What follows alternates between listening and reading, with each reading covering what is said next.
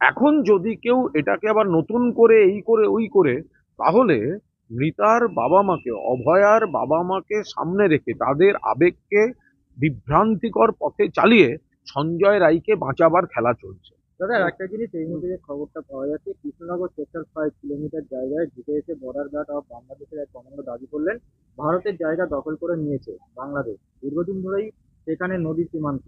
এবার অন্যদিকে বৈষম্য মালদার বৈষম্যনগরের ফেন্সিং লাগানো নিয়েও গোলমাল তো সৃষ্টি এ হয়েছে। নিয়ে কোনো মন্তব্য করবো না, এটা আদৌ কোনো গুরুত্বপূর্ণ, মানে এটা, মানে কে কোন কি অবস্থায় ছিল, মানে ঘুমোতে যাওয়ার আগে বলেছে না ঘুম থেকে উঠে ঘোরের মধ্যে বলেছে, কি করে জানবো? ভারতের জায়গা ভারতেরই থাকবে। ভারতের এক সূচাগ্র মেদিনী কোথাও অন্য কোনো দেশ, মানে আমাদের এখানে এটা কি করে সম্ভব? এখন অরুণাচলে কেন্দ্রের ব্যর্থতায় কি হচ্ছে সে তারা বলতে পারবেন, কেন্দ্রীয় সরকার। এখানে ওরম না, বাংলাদেশ ওসব চেষ্টা করবে বলে, ওইসব ভুল করবে বলে মনে হয় না। কিন্তু বাংলাদেশ নিয়ে যেটা চলছে, মুখ্যমন্ত্রী যেটা বারবার বলেছেন, আন্তর্জাতিক ইস্যু, খারাপ কিছু ঘটছে, এগুলো তো কেন্দ্রীয় সরকারের দেখার এখতিয়ার, এটা তো আমরা রাজ্য থেকে দেখতে পারি না।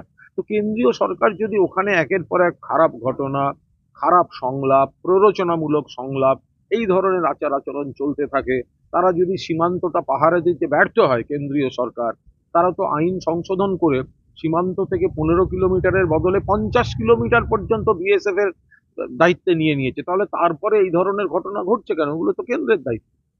গ্রাম কমিটির ধার্য চাঁদা না দিতে পারা, এই যে পূর্ব মেদিনীপুরের গ্রাম্য কমিটির ফতোয়া এবং গ্রামের মাতব্বরদের কবলে নন্দীগ্রামের ক্যান্সার আক্রান্ত রোগী সহ তার পরিবার। খোঁজ নেবো, এটা বিস্তারিত জানি না, স্থানীয় কোথাও কিছু হয়ে থাকলে নিশ্চিতভাবে আমরা খোঁজ নেবো সেগুলো।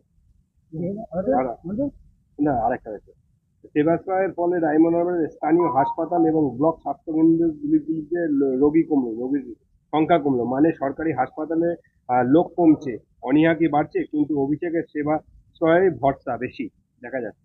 দেখুন, এটা কোনো তুলনামূলক বিষয় নয়। ডায়মন্ড হারবারের সাংসদ হিসেবে অভিষেক বন্দ্যোপাধ্যায় সেবাশ্রয় ক্যাম্প করেছেন, মানুষকে স্বাস্থ্যের পরিষেবা দিচ্ছেন। তো তিনি তো ঘোষণা করে দিয়েছেন কত তারিখ থেকে কত তারিখ অব্দি কোথায় কোথায় হবে। তো সুতরাং এটার সঙ্গে এটা বনাম রাজ্যের কাঠামো, বনাম অমুক, এরকম কোনো বিষয় নয়। বিভিন্ন সাংসদ, বিধায়ক, সংগঠন, ক্লাব নানা সময় রক্তদান শিবির, স্বাস্থ্য শিবির নানাভাবে করে। অভিষেক বন্দ্যোপাধ্যায় একটা অভিনব মডেলে অনেকটা বড় করে করছেন, বেশি মানুষ তুলনায় ইয়ে পাচ্ছেন, পরিষেবা পাচ্ছেন, কিন্তু তার মানে এই নয় এটার সঙ্গে কোনো তুলনামূলক বিষয়। ক্রমাগত তো রোগীর সংখ্যাটা, সেবাশ্রয়ের রোগীর সংখ্যা এবং রোগীর ভিড়টা ক্রমাগত দিনের পর দিন আরে বাড়ছে। এই তো, আরে সে তো স্বাভাবিক ব্যাপার। যদি তার এলাকায় ঘরের কাছে